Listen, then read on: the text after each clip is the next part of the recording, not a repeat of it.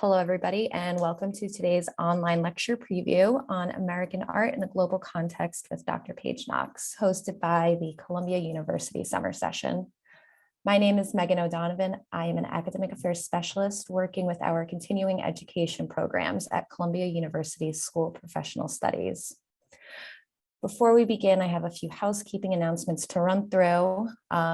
I believe you guys can all hear me properly, but if you could just please confirm that in the chat as well, that would be awesome. And like I said earlier, please feel free to let me know where you guys are joining us from today. Okay, great. So it looks like I am coming through, and I see that some of you guys have introduced yourselves in the chat, so thank you. As the webinar progresses, we will be turning off the chat function. So please feel free to submit questions and comments through our Q&A box that's located at the bottom of your Zoom window. We will answer some of the questions digitally and hold others for a live Q&A near the end. For questions related to admissions, please wait until we have reached that part of today's webinar where we will likely cover most of the questions you may have.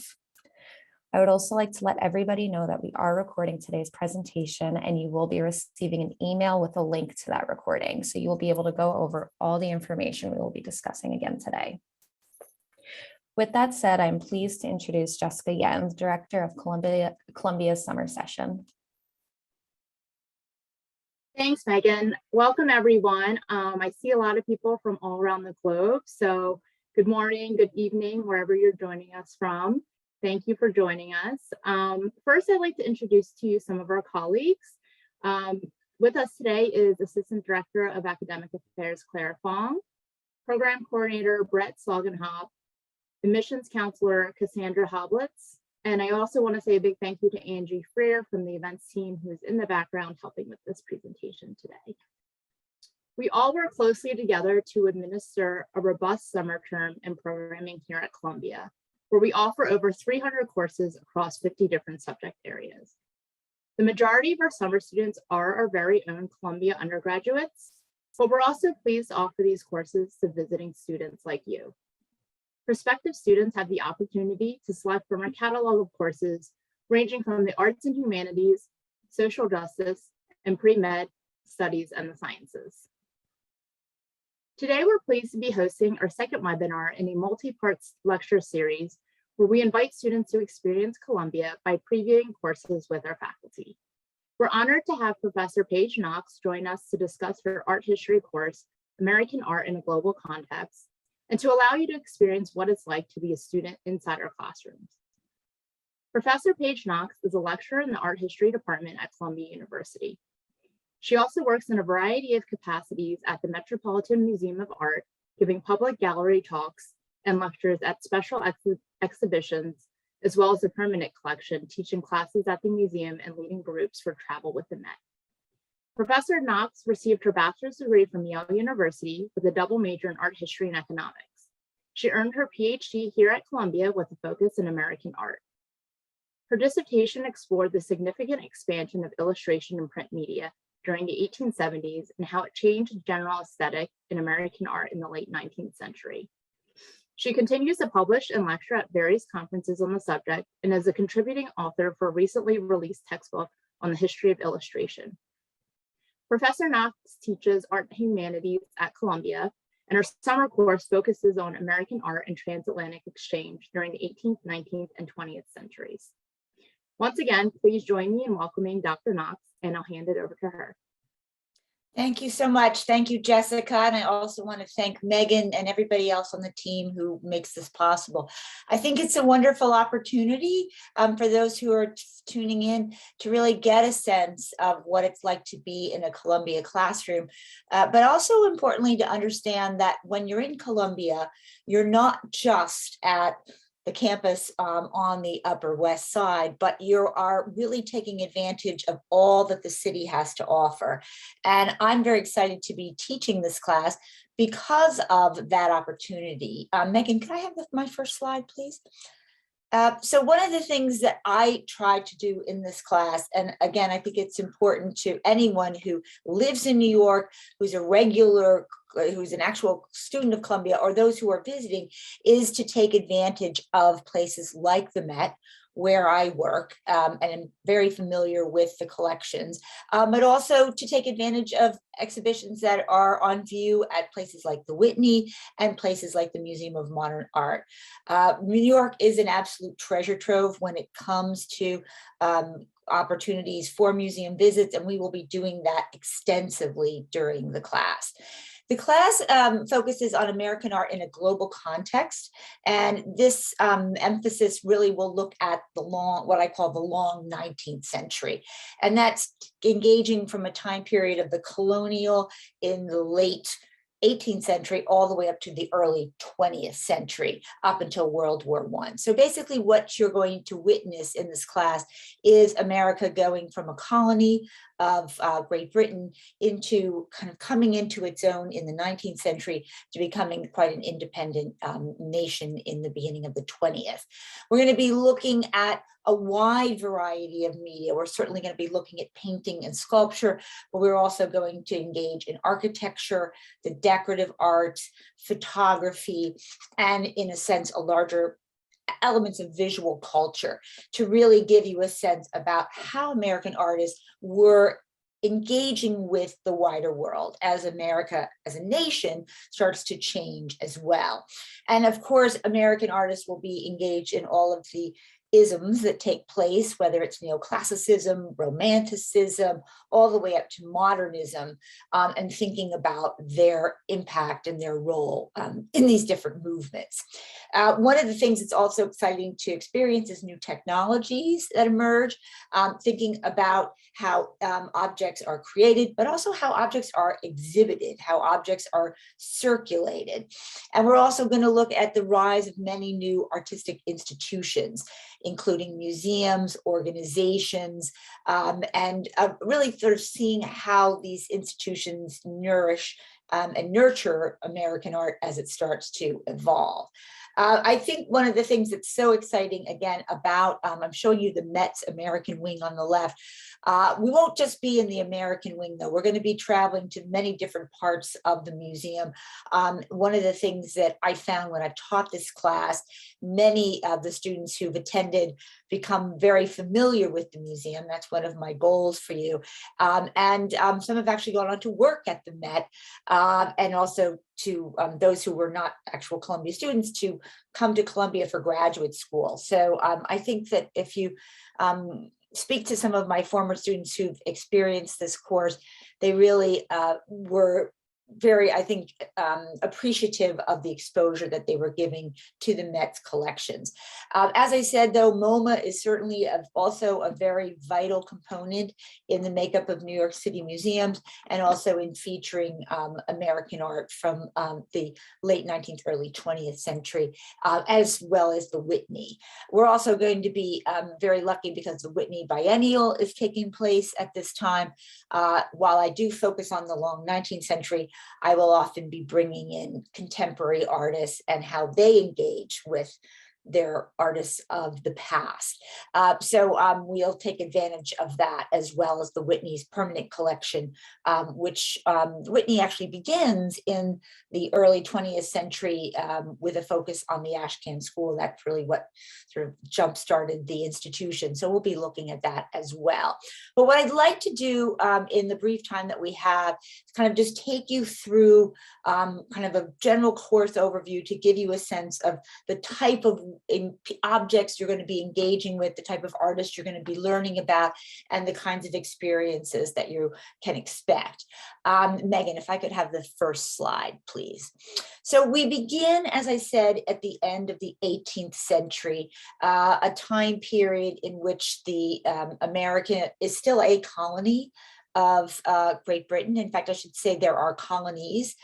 You were from Massachusetts, you were from Pennsylvania, you were from Virginia, you did not see yourself as anything constituting a United States.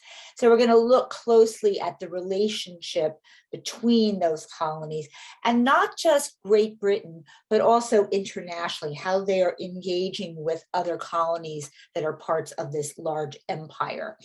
We're going to be spending time in the British galleries. These have just recently been renovated. They're fabulous.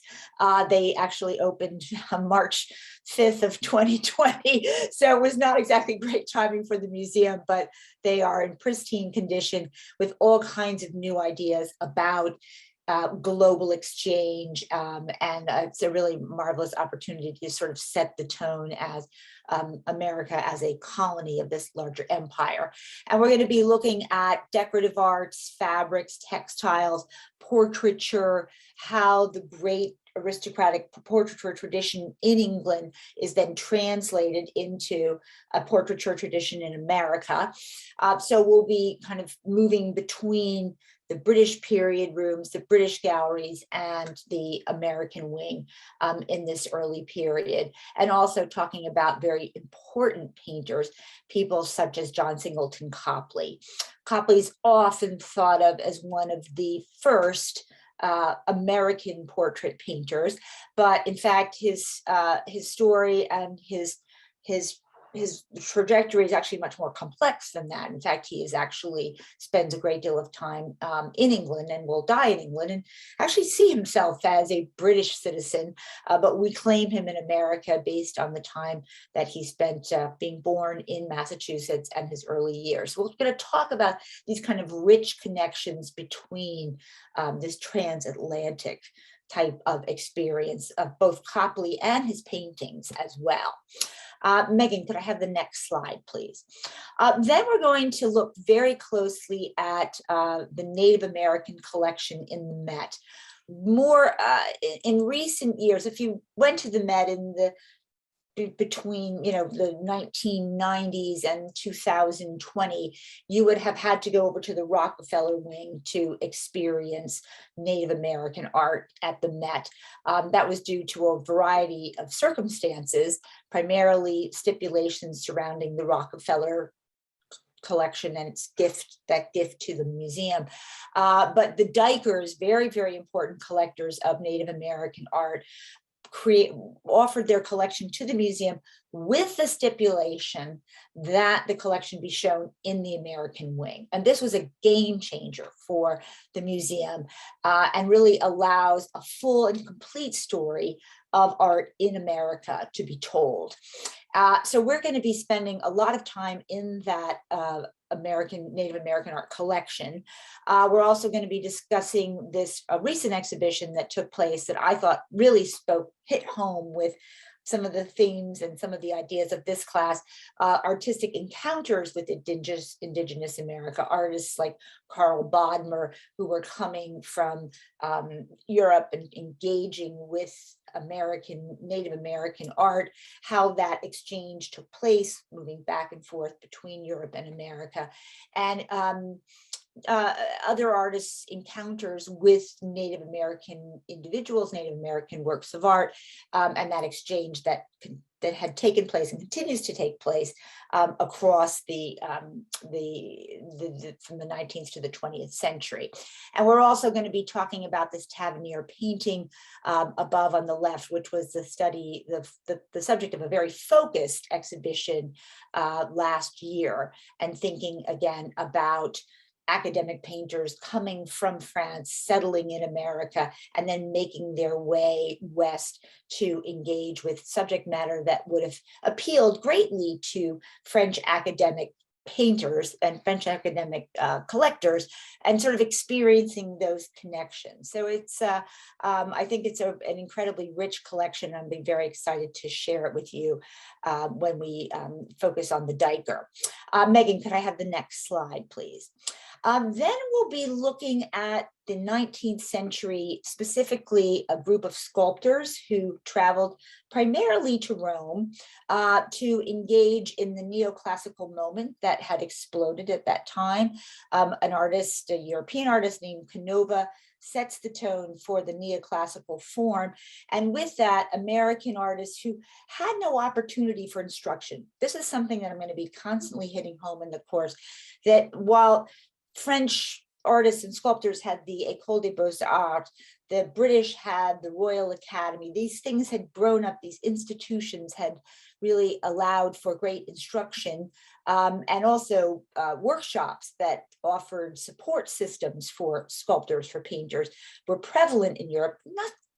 There really wasn't anything like that in the United States, particularly in the early 19th century. So if you wanted to be a sculptor, you essentially went to Italy. That was kind of the path that was really the only opportunity for you to achieve what you wanted to achieve.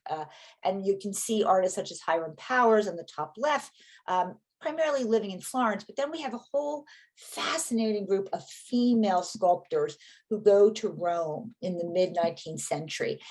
Most well-known would be Ammonia Lewis, actually she's quite an interesting background. She is, her mother was Chippewa, her father was a freed Black man. She wanted to be a sculptor and she made her way to Rome and engaged in a lot of Native American subject matter, but also brought her experiences as a Black woman American to her art as well. So we're going to do a real deep dive into those artists and think about some of the challenges they faced, but also the very interesting connections about being in Rome, being from America, and the various interactions that took place. We're also going to look at painting. We're going to look at Hudson River School, and of course, the leader of the Hudson River School, the founder of the Hudson River School, Thomas Cole, often hailed as the beginning of American landscape painting, but Cole, in fact, actually was born in the north of England. He comes to the United States in search of work, really a casualty of the Industrial Revolution in England. And then interestingly, in a desire to be more aware and familiar with new movements such as Romanticism, you see Turner down below, he will actually go back to London. He will take this transatlantic journey back and forth, make his way through Europe, and then return to the United States, become a US citizen, and engage in the celebration of the American landscape. And we're going to think about how his experience then impacts the painters who follow in his footsteps, from Asher B. Durand to George Inness, all of whom will make the trip to Europe to again engage in some of the aspects of romantic landscape painting traditions. Megan, could I have the next slide, please? There we go. So then we're going to move into the mid to the late 19th century. And this really is, I think, an incredibly rich part of the Met's collection. The Met has extensive holdings in American Impressionists, Impressionists like Mary Cassatt, important figures like Henry Ossawa Tanner, and then of course, John Singer Sargent. Sargent, in fact, is going to be the focus, Madame X is going to be the focus of a major exhibition next year, but I'm going to be hopefully sharing a lot of the details of that show with the curator with you in the museum. The Met's collection also has a marvelous selection of period rooms. At this particular point, it's going to be a very exciting moment at the Met this summer because the period rooms will be the backdrop for the Costume Institute's annual summer show. Costume Institute just turned 75, and they're, excuse me, going to be celebrating the history of American fashion. And they're going to be placing American fashions in each of these rooms. So it's going to be very interesting to see some of the selections that are made and how the Costume Institute is going to incorporate aspects of American history, American art history into American fashion. But we'll also be looking at these period rooms as examples of interiors that speak to different elements of American history, whether it's the Shakers, whether it's plantation interiors or interiors of the Gilded Age. And we'll really be doing a deep dive into the decorative arts at that those various time periods. And we'll also be looking at this particular time period, thinking about World Fairs and some of these important exhibitions, be they in Paris, be they in New York, be they in Philadelphia, be they in Chicago, and how these World Fairs really introduced different styles of art, international styles of art, whether they were painting, sculpture, or decorative arts, to the American people, and how American artists were interacting with these movements as well. Megan, could I get the next slide, please?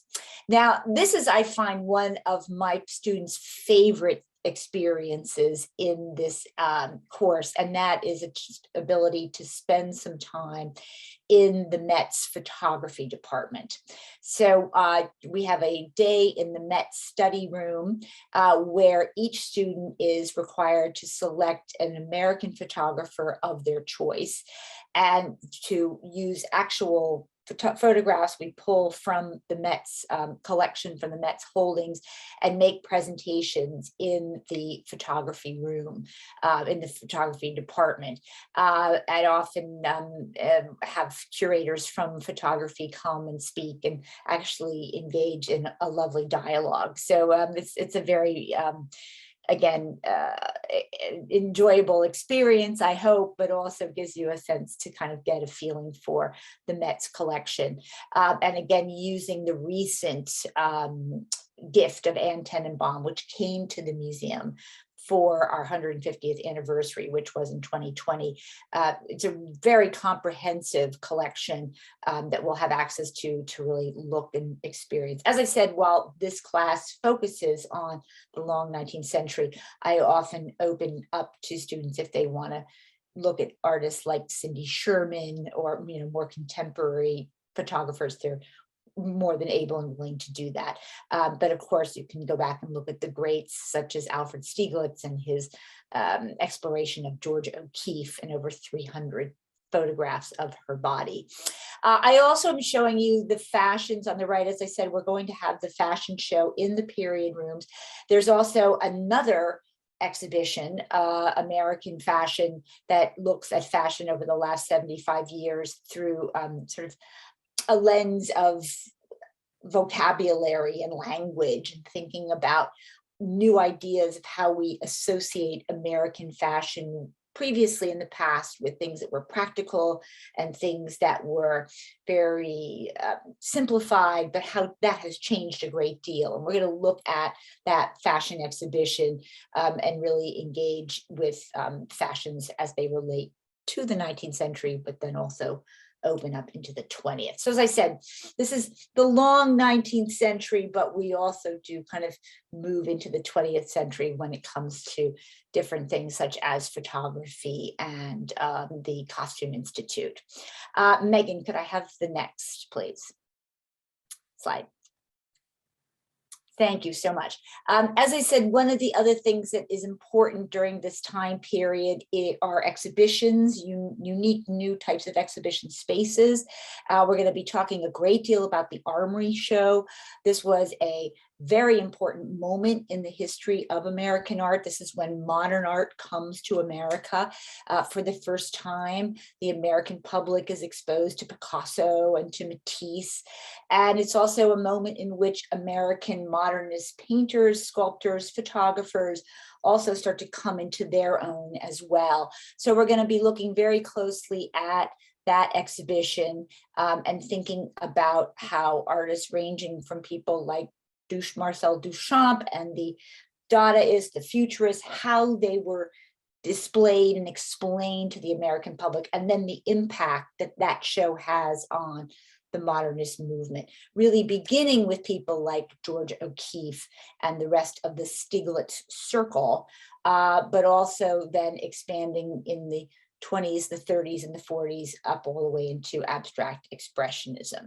And we'll also be talking about, because we are looking at the Americas, the role of the Mexican muralists, people like Diego Rivera, Orozco, the great artists of the large mural paintings, and the work that they do in the United States. So we'll be bringing in some Latin American examples as well.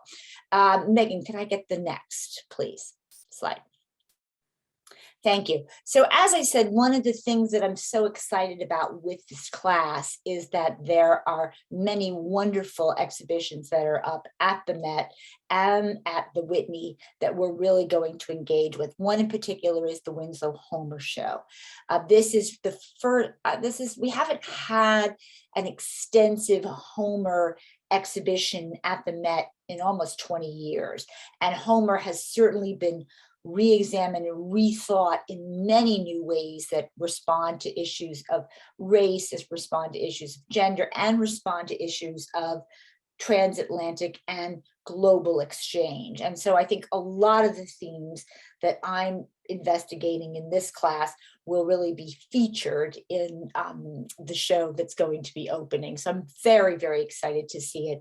We're going to spend time in there and really take advantage of all that the exhibition has to offer. As I said, we're going to also be looking at the Anthology of Fashion. This will be in the American Period rooms. And I think it'll be a wonderful way to see these rooms in a new light. And also the Afrofuturist Period room, which recently opened at the Met, which looks very closely at Seneca Village, which was a free Black community that was in the center of Manhattan when Central Park was constructed. Seneca Village was destroyed, and this period room thinks about what could have been if Seneca Village had remained. It's a very interesting way of thinking about what a period room can do. So we're going to get into that as well. As I said, we're also going to go to the Whitney Biennial. Always controversial, always interesting to see what the curators decide reflects American art now. And then again, look at the permanent collection and think about the relationship between contemporary American art, how it's defined, how it's understood, and the art of the early 20th century, which, as I said, was the foundation of the Whitney's collection. We're also very fortunate, Barbara Haskell doing yet another marvelous show. This is Art, the Dawn of the New Age, early 20th century American modernism. So we're going to take advantage of that exhibition in the classroom. And as I said, my goal for you all, if you decide to take this class, is to really get outside of the class. We're going to be at Columbia, we're going to be on the campus a few times, but for the most part, we're going to be in these museums, we're going to be engaging with these objects, and we're also going to be thinking a great deal about how one defines American art, how these institutions define it, and how we engaging with these objects, how we understand it, not necessarily as something that was defined in a narrow sense as it was when I started my career way back when, but now to think about it in a much larger global way. So I'm more than happy to answer any questions. I've thrown a lot of information at you, so I'm more than happy to answer any questions that you might have about the class, about what's going on in New York, anything that you might be curious about.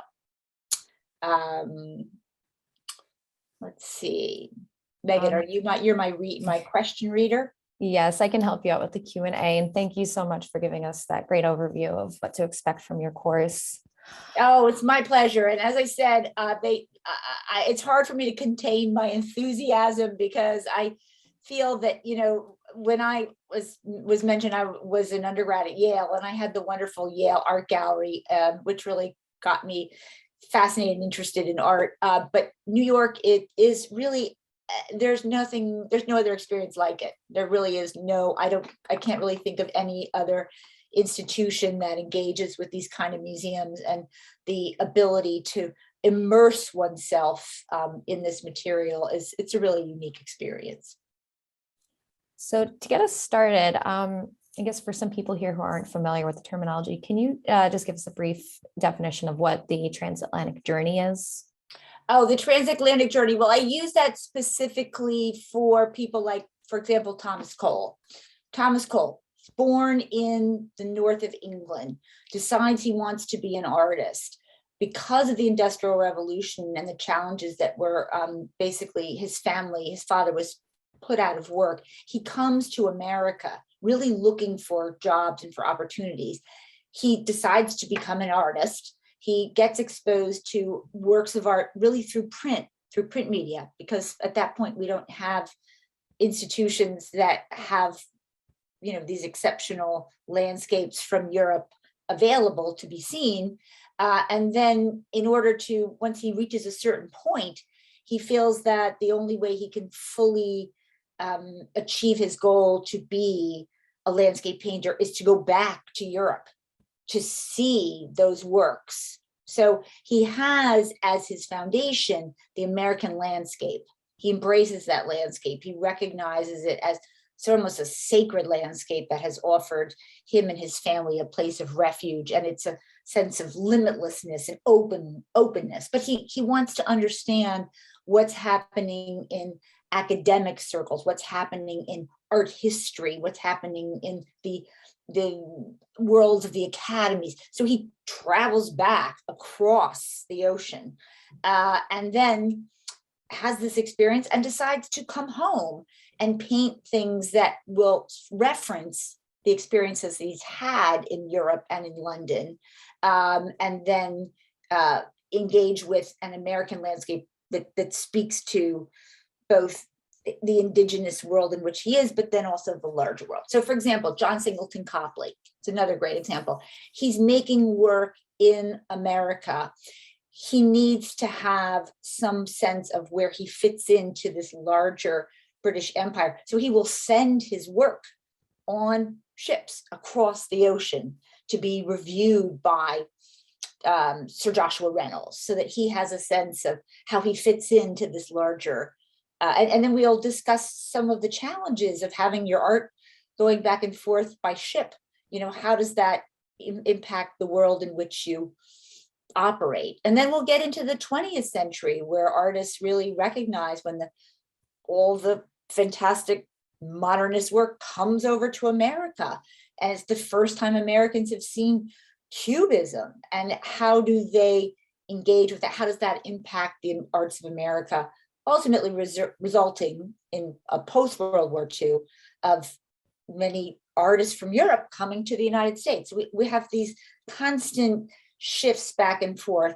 And I think what I'm also going to try to do is not just focus on Europe and America, but also in some elements make it more global. So we're going to think about sort of some of the connections between Latin America, Spain, places like the Philippines, and then areas in North America. So it's a constant moving of objects, moving of ideas, and exchanges that I think makes it for a very rich and interesting experience. That was a very long answer. No, very detailed. That's great.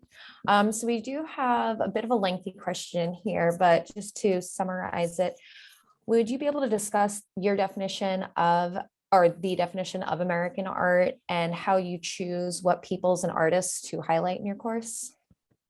Well, that's a tough question. And I'll tell you, the question gets harder every year, because when I started my, obviously when I went to Yale, I took a very straightforward American art class, and there were the Thomas Coles and the John Singleton Copleys.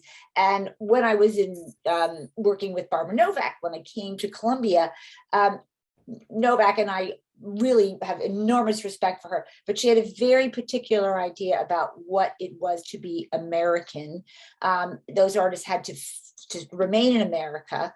They had to engage with American subject matter. Now, in the last 20 years, that whole definition has exploded. Now, I think we're as interested in American artists like Mary Cassatt, John Singer Sargent, and James McNeill Whistler, who live most of their lives in Europe. We're also interested in Native American art. That was something that had never really been a part of this whole discussion.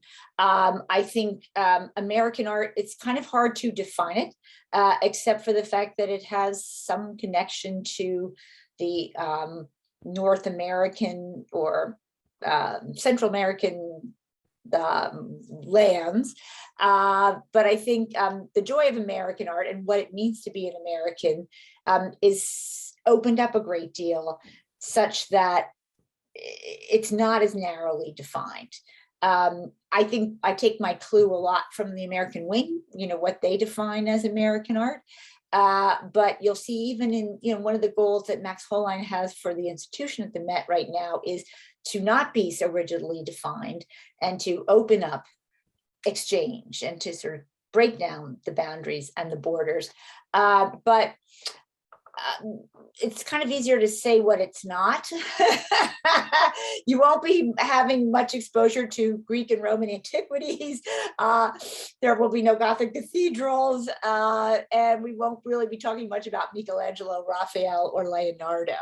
But all the thing about Americans is they really were fascinated by Europe and often had a bit of a inferiority complex that they were always going to Europe for training. So they very much absorbed all the things that were happening in the European continent and also Asia and other parts of the world. But for the most part, the work is defined by someone who had some kind of an American experience. As we say, if an artist was born in America and left, we claim him, like John Singleton Copley. If the artist was born in Europe but settles in America, dies here, we claim him, Thomas Cole. Some even who just spend a little bit of time here, we claim them. So it's a bit amorphous, but generally speaking, they have some connection with or spent some time in America. Another very long answer. But one of the things I love about the class, particularly the summer class, I think the summer class is a time to take risks, experiment. On my part, as well as the part of the students, and if there's students that have an artist that they're really interested in, they want to work on, that doesn't necessarily fit into any very neat category, I'm always willing to let people go and explore and learn about someone that is of interest to them. Great, thank you again for that. And another question we had come in is, I would like to know if the students in your class would also be exploring the streets of New York, where there are also a lot of artists and a big artistic scene. Streets of New York. Well, we move around a lot. I'm more inside buildings than outside, but we will go up to the rooftop of the Met and we'll look at the exterior of the Met. I think more than anything, that's the joy of Columbia, is if you're at Columbia, that's the experience that you have, on a day-to-day basis. But if there's an opportunity to go to the High Line or to get outside and see the streets of New York, we'll certainly take advantage of that. Okay, great. And another one we came, does your course cover the Industrial Revolution? Oh, yes. In terms of art? Absolutely. Yes, absolutely. In fact, we're often, in dialogue, artists, some embracing the Industrial Revolution, some turning their backs on the Industrial Revolution. And that, of course, is one of the major elements of the long 19th century. And we're going to be talking about some of the problematic relationship between the arts and, often funded by people who made great fortunes during the Industrial Revolution and then critiquing that. We'll get into that, I think, particularly when we talk about the Mexican muralists, people like Diego Rivera, who comment on that whole complex relationship very extensively in the Rockefeller Center mural, which was so infamously removed. Okay, see, another question we received is, what is one of your favorite museums or institutes within New York in relation to this topic? Well, I'm a little biased because I've worked at the Met for so long. I have to confess that, I think the Met's holdings are exceptional and extraordinary. The staff, the curatorial staff, many of whom are very close friends of mine, I think have gone out of their way to really expand the notion of what American art is all about. I think they've done a tremendous job in that. So I would say the Met, but there certainly are lots of other gems located throughout the city. But the Met is really an extraordinary institution. And that's one of my goals for the class, is for you to really get to know it. Most of my students, whether they're my Art Hum students or my summer class students, feel like the Met becomes their home. It's sort of their backyard playground, and they take their families there because you really get to learn the institution. So a little biased, but I would say that there's nothing really like the Met. Oh, the Met is a fun place. And I guess we just have time for one more question. And before we just move on to this page, we did have one of our attendees ask some pretty comprehensive questions. They might need to connect with you. And I said that individually. Please, absolutely feel free to reach out to me.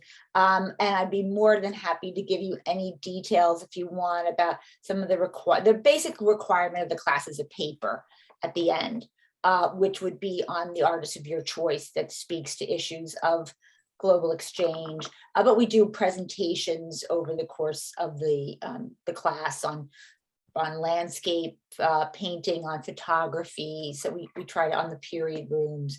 And the readings are, I think, very interesting and relevant to the subject matter that we're going to be seeing. It's really a way to kind of, in many ways, just amplify your understanding of the experiences. But if you have any questions, please don't hesitate to email me. Thank you. And then just one final thing, if you just want to just kind of give us a brief walkthrough of your professional journey that led you to where you are today. Oh dear. My professional journey, it's people always say, tell me about, your path. I said, it's more of a zigzag. So I went to Yale. I was an art history major and an econ major. And I actually was in the financial world for a brief period with the intention to go to Paris. A few things sort of made me shift. I went back to Yale and worked at the Yale Art Gallery in the Yale Center for British Art, then went and got my Ph.D. While I was getting my Ph.D., I was hired to work at the Met, and through, again, different back and forth, got my Ph.D., and then got a position at the Met where I do a multitude of different things. I started out in the American wing, but I've kind of expanded to sort of just larger events and programs at the museum.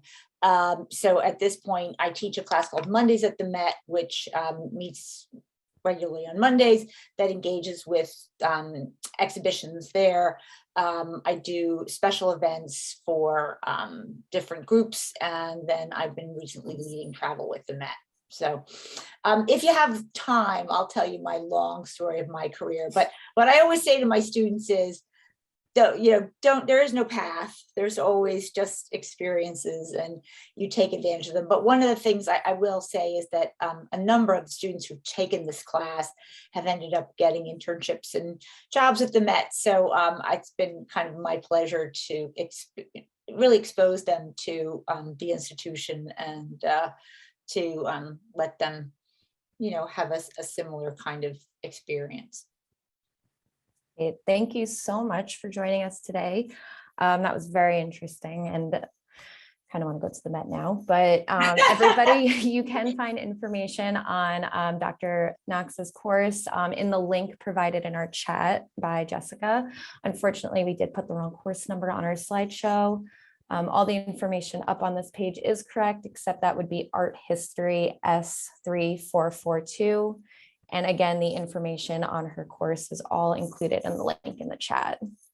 And please do reach out. The last thing I'm going to say is I taught this class virtually 2 years ago, and I had a lot of different curators from my colleagues at the Met and the Whitney come on, but we're so fortunate now to be able to be back in person. And I've never really appreciated it the way I do now. So I just wanted to underscore that it's a rare opportunity that I think the last 2 years have made us aware of how fortunate we are to be able to do this. So thank you so much. And thank you, Megan.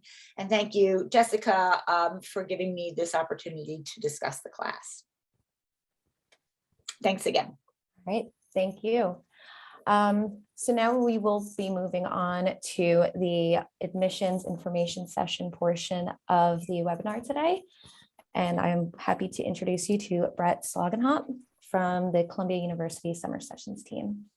Thank you so much, Megan. And thank you again, Dr. Knox. What a great overview of your class.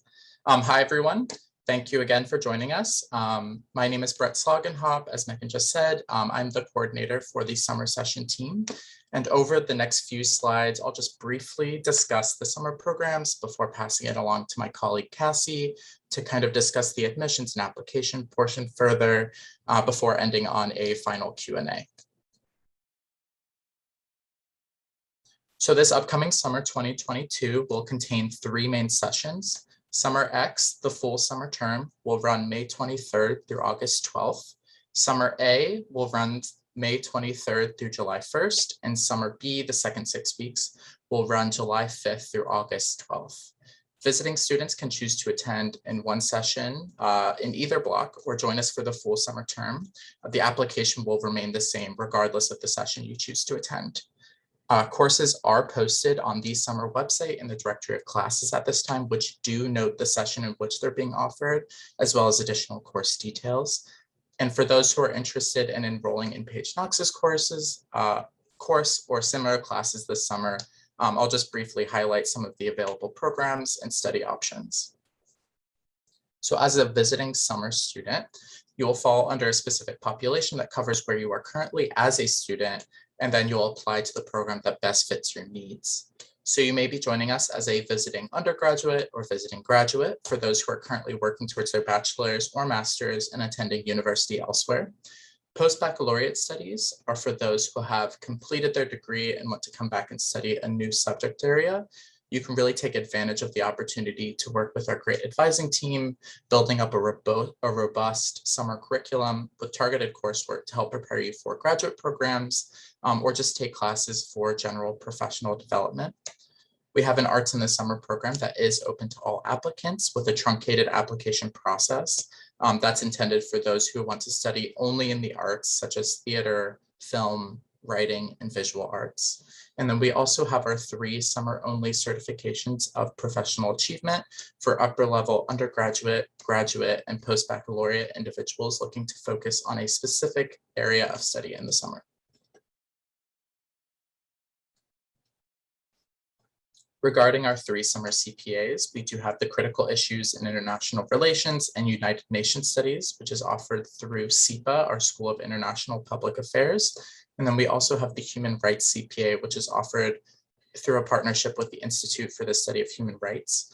Our other special summer-only options are the Arts in the Summer, which I mentioned previously, as well as Arabic and Russian intensive language programs. As you can see on the screen, we do offer an abundance of courses in the various subject areas listed on the screen. As I mentioned again, these summer classes are posted on our summer website and the directory at this time. Additional information you can find with those listings include the course description, which just gives you a general overlay of the content that will be covered throughout the term, as well as course days and times, the instructor, and again, the session, just to give you a better idea of what your summer schedule would look like. And in addition to Professor Knox's course, here's just a sample list of related arts and humanities focused courses running this summer. We have great lists of options that cover, East Asian humanities, as well as courses that cover really Indian arts, the Harlem Renaissance, creating your own art, like producing a low budget film, and many more. Again, you can find all of these classes on our summer website just to give you a better idea of what is available this upcoming summer.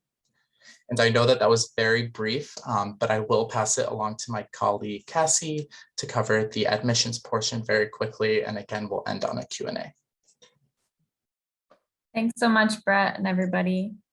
Meg, you can go on to the next slide. Okay, so I will equally be brief. If you have any questions at the end of the presentation, we'll make sure to link the email address that we man.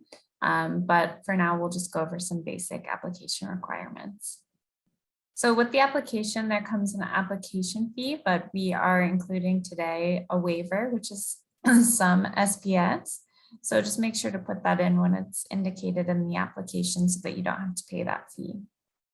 In addition, we require transcripts, statement of purpose, and our non-native English speakers must provide proof of English proficiency. Meg, next slide. For domestic students, we can accept unofficial copies of transcripts during the review process, and then we later accept the official transcripts after being admitted. For international students, the following groups do require official transcripts. These are graduate visiting, visiting undergraduate, and visiting post-baccalaureate. And then for our certificates and CPAs, we require something called a Wes Evaluation, which I'll describe in further detail on the next slide. So the Wes Evaluation is used so that we can verify your international transcripts and also to translate over your grades on a course-by-course basis so we can make a more informed decision while we're reviewing your application. For students who are applying for the undergraduate visiting program, this is not required, but for all other programs, we'll need the Wes Evaluation before we can review your application. So I usually recommend that when you know you're going to apply, you immediately prioritize this step because sometimes Wes can take up to a month to get to us.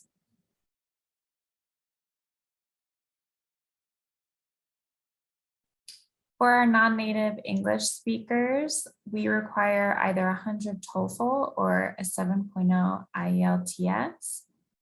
We can make an exception for that if your undergraduate degree was primarily taught in English. We just need proof of that. And undergraduate visiting students can alternatively submit Duolingo scores of about 120 in lieu of the scores that we mentioned for TOEFL and IELTS. Just as another reminder, for our international students, you do have to maintain a certain course load in order to maintain your visa. So that's 12 credits or 4 courses if you're joining us for the entire summer, or 6 credits, 2 courses if you're going to be here for half a summer. And if you need more information, you can reach out to our ISSO office. So now we'll review some of the upcoming deadlines. Our summer priority application deadline passed in February, but our next deadline is March 21st. It's for session A for international students. And then May 2nd is the next deadline for international students. It actually looks like we forgot to put our domestic ones on this slide. But the end of the month will also be the deadline for session A for domestic students. You can review all of this information on our summer sessions website. Just for an idea of what the timeline looks like after submitting, usually what happens is you'll start to get decision notifications via email, usually around 4 weeks after your completed application has been submitted. You'll then need to confirm enrollment by confirming in the decision letter that you intend on coming if you were accepted. And then usually you get next steps emails after the fact, and course registration information will come after that. So we're just leaving some information up here about course costs. You can check in on tuition and fees using the link here on our slide. And then for scholarships and financial aid, you'd also want to get in touch with student financial planning. Students often ask if their application has to be completed in order to submit it. And the answer is no, we can accept your application before your documents come in, but we won't be able to review it until we receive all of those documents. The deadline to accept an offer to enroll is usually about 30 days after getting your decision letter, but just make sure to reference that decision letter when the time comes for more information on that. And just so all of you know, while you're applying, you may be asked to list courses of interest on your application, but just so you know, that's not a guaranteed registration into the class. That's just letting us know a little bit about you as an applicant as we make the decision.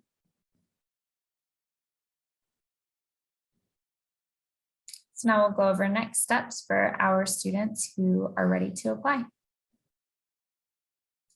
For students who are still on the fence or have specific application questions, you can email us at summersessions@columbia.edu.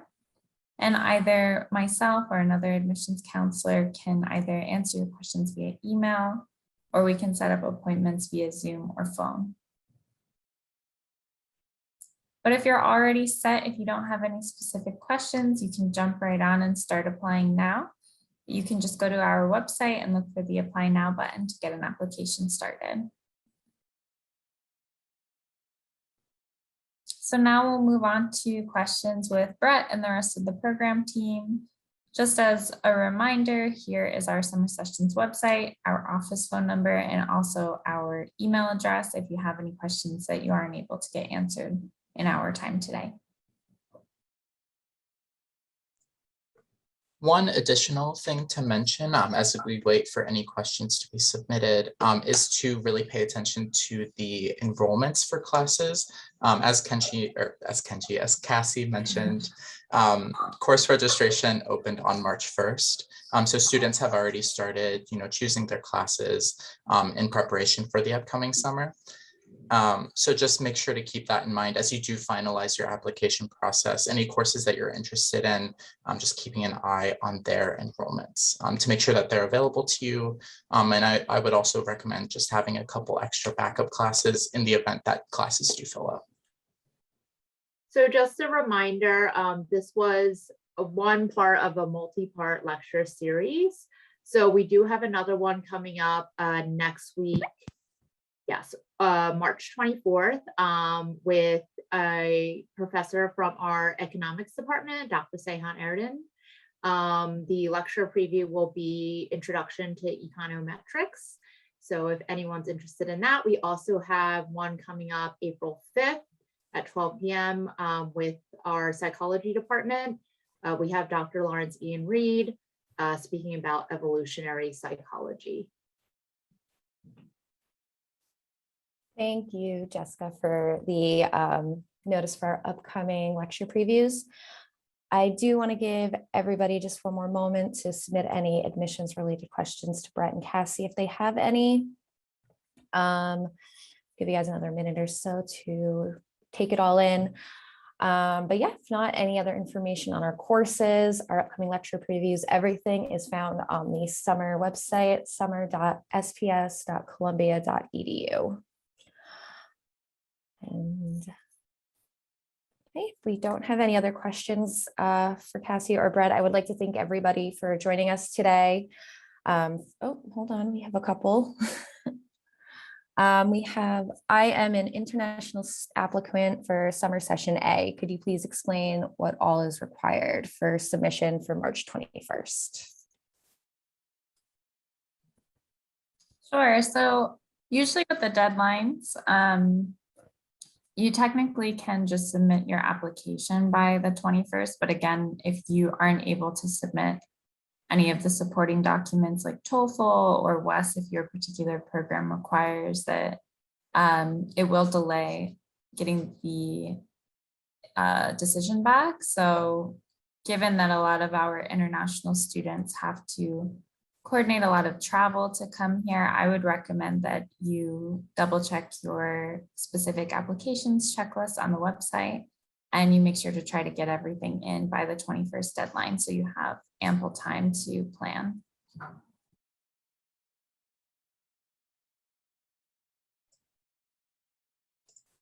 And then answering a question, kind of discussing course enrollments and whether classes are likely to fill up. I wouldn't say that they're likely to fill up. However, just keep in mind as we move closer to the start of summer, more and more students will be both applying to the summer visiting program, as well as matriculated students at Columbia will be making decisions about the classes that they want to take as well. So just keep that in the back of your mind. You can always see the class course caps that are on the summer websites. I would say the majority of classes have 15 to 25 spots available in a class. So they aren't large classes, but they're not necessarily small either. We also offer a good swath of larger lecture classes as well that have about 60 to 80 students available. If a class does fill up, there will be a wait list available to you to sign up. So also just keep that in mind too. So even if a class is full, doesn't necessarily mean that you won't have a spot. It is just good things, good context to have as you move forward in your application process. There was an additional follow-up for the international students deadline, and is there any chance of the deadline being extended for session A?